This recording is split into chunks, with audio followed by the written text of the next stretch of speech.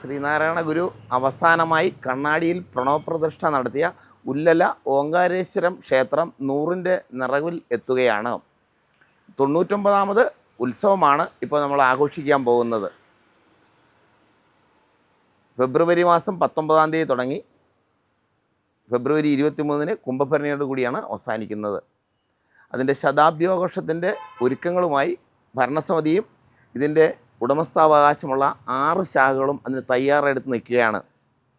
വളരെ ഭംഗിയായി തന്നെ അതിനെ ആഘോഷിക്കുന്നതിനുള്ള ഒരു വിപുലമായ ക്രമീകരണങ്ങൾ ഞങ്ങൾ ഉടൻ തന്നെ ചെയ്യുന്നതാണ്.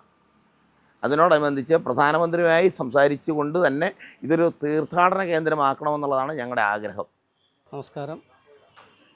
ഓങ്കാരേശ്വരം ക്ഷേത്രത്തിൻ്റെ വൈസ് പ്രസിഡൻ്റാണ്. എൻ്റെ പേര് പ്രീജു കെ ശശി.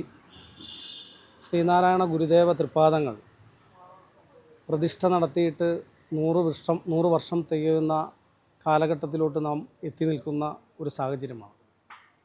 നമുക്ക് ഇവിടെ ഇപ്പോൾ കൊണ്ടാടാൻ പോകുന്ന ഉത്സവം 99ാമത് മഹോത്സവമാണ്.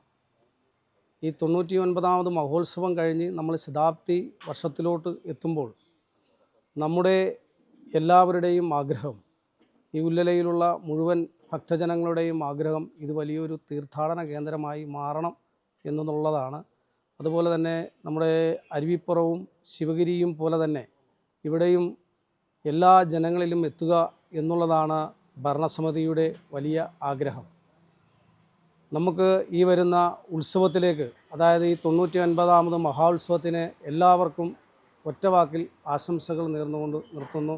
നന്ദി, നമസ്കാരം.